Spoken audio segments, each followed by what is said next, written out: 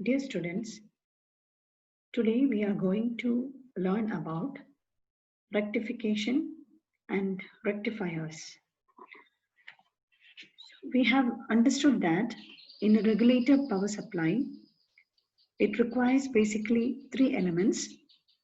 First one is a rectifier, then a filter, then a voltage regulator. We have learned what a voltage regulator is and how it performs this particular function. Okay. Now we want to learn about rectifiers and filters. Okay, now consider this is the block diagram which we learned earlier regarding a regulated power supply. It requires rectifiers, filters and voltage regulator. And we know that if we give an AC voltage to a rectifier, the output of the rectifier is a voltage where you don't see the negative part of the alternating current. Or you can say that it has become a DC, but still it is a pulsating DC. So what you give here is an AC current, and that after rectification or after it passes through a rectifier, it gets converted to direct current, but still it's not perfectly direct, but there is pulsating DC, we can say. Okay, so rectifier is something which rectifies the AC to DC voltage. Now we'll see more about it. So rectifier circuit can be defined as a circuit which converts AC voltage into pulsating DC voltage, and it consists of and you can now understand that how an AC gets converted to DC, because we studied about the functioning of a diode, right? When diode is connected to a circuit, and if it is positively biased or if it is forward biased, we know that the current flows through the diode, right? But if it is reversely biased or negatively biased, what happens? The current will not flow through the circuit. So at instances when the diode is forward biased, it will allow the flow of current, that it becomes in a short circuit mode. Otherwise, if it is in the reverse biased mode, the diode becomes, as it doesn't allow the flow of current, it comes into an open circuit mode. Okay, so this property of the diode can be made use to construct rectifiers. Now see, there are basically two types of rectifiers. That is, one is half wave rectifier and the other one is full wave rectifier. We will study in detail about each one of this. Okay, first we will see a half wave rectifier.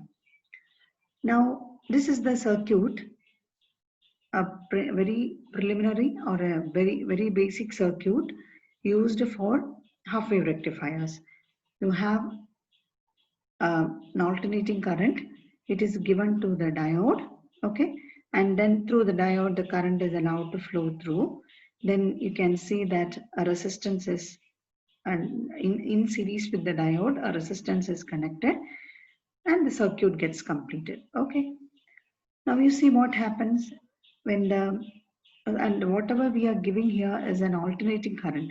So when the current it is a alternating current, you have to keep in mind is that the current reverses its direction.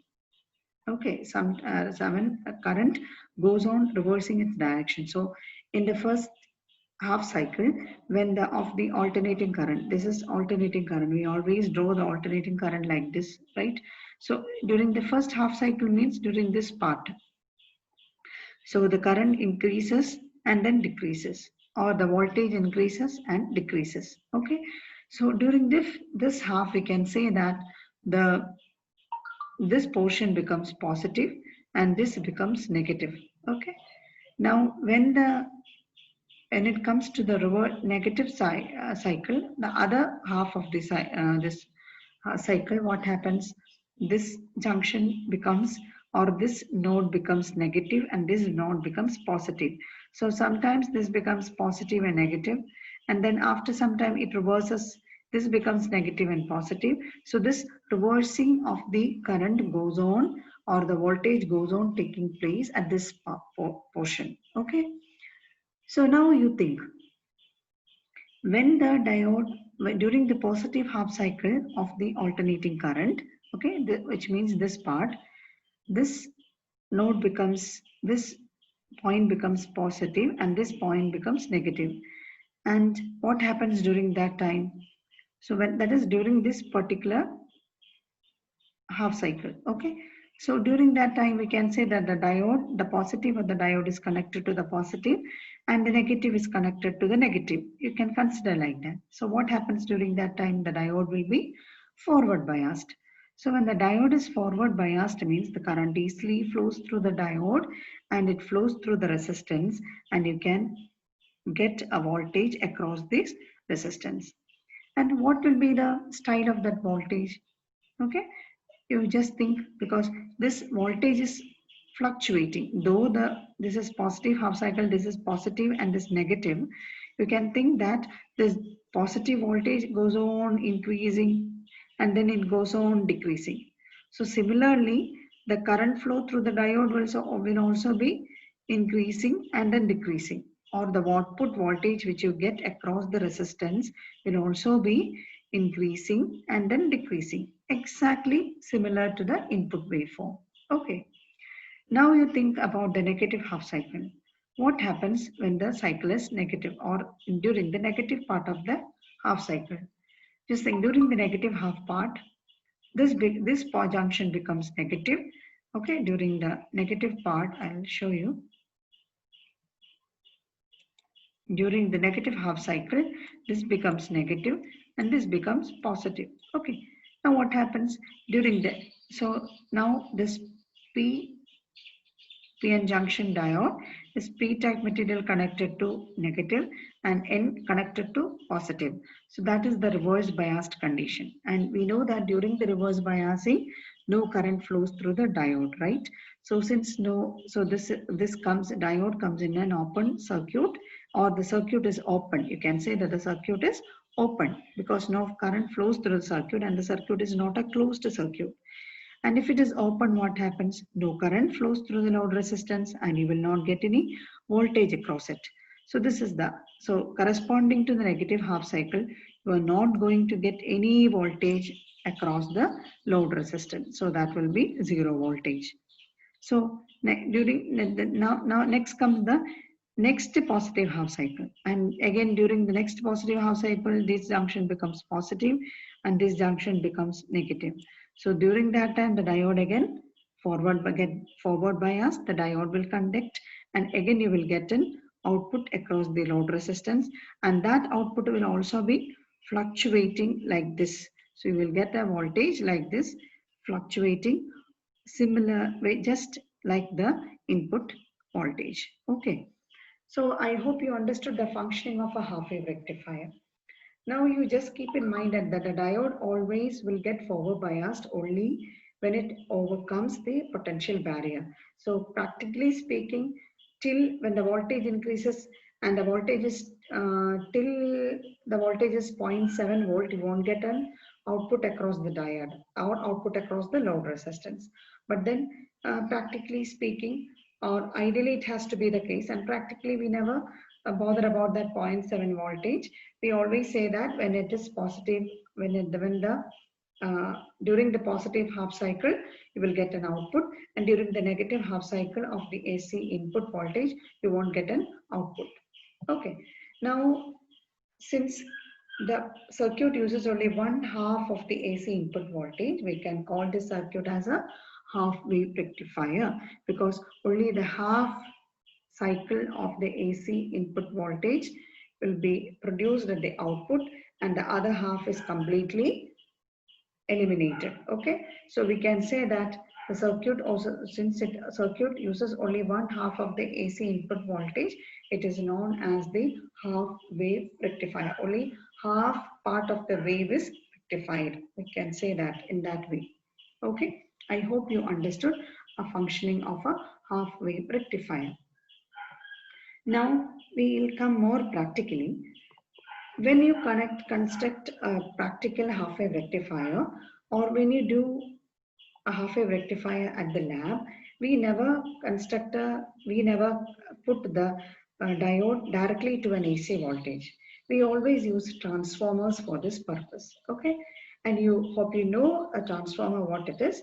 A transformer is basically you will have a direct AC circuit connected to a primary winding, a coil, and then you will have a secondary winding, and through mutual induction you will get a voltage. Whatever voltage is applied across the V1, part of that will be voltage will be induced at the secondary winding of the transformer. This is the primary winding and this is the secondary winding or secondary coil. Okay, so what this is a practically a safer method, because one thing is that you want the direct AC supply. We know that it is around 230 volt and it is 50 hertz. The frequency will remain the same, but then that much high alternating current may not be required for our is directly will be difficult for the diode. So what we can say is it will be stepped down. It can be, the transformers are basically two types. It is either step up or step down. So this high AC voltage can be stepped down to a small AC voltage using a transformer. If you use a coil, secondary winding, this coil, the number of turns is reduced. You can easily reduce the voltage of it. Okay.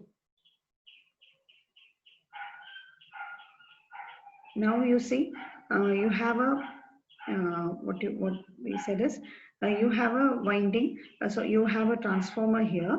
So this primary voltage is given to the primary AC voltage is given to the primary winding of the transformer, and then this through mutual induction you will get a voltage across the secondary winding, that is V2. Now what is the voltage across? This is a ratio N2 by N1. So N1 is the winding in the primary coil, N2 is the number of turns. N2 is the number of turns in the secondary coil and N1 is the number of turns in the primary coil. Always this ratio will remain the same, that is N2 by N1. The ratio of N2 is to N1 will be equal to the ratio of V2 is to V1. Okay, that you always keep in mind. Okay. Now, this is about the transformers. Now, basically why we use a transformer is that one thing is you can step down or step up the input source voltage as required by the rectifier. Then the other one is, since the diode is now practically directly connected to the direct AC voltage, the chance of getting a shock will be reduced, because mostly when you integrate it, when you do it for practical purpose, you will be placing the rectifiers and all. This part will be basically designed or constructed by you. Okay, so when you construct it, when you directly apply this diode to an AC voltage, there is chance for getting shock. But then this AC part is directly given to the transformer and the transformer steps it down. Okay, and then this part only you will be directly constructing. So then it will be more safer for you to use during the practical purposes. So in the case of practical easiness, normally we give the rectifier circuit to a transformer. So that is input part will be transformer coupled. Okay. Then this relation also you keep in mind. It would be helpful for you to do the problems. Okay.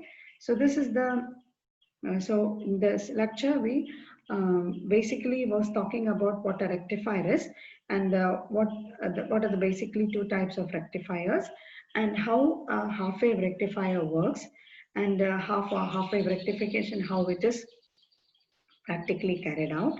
And then we came to talk about a transformer coupled input half-wave rectifier. So how a transformer is basically connected to the input of a rectifier and what is the basic purpose of it and what has to be kept in mind when we use a transformer coupled rectifier like that. Okay, I hope you understood, and if you have any difficulty, please contact me or please put it in the chat box. Thank you very much.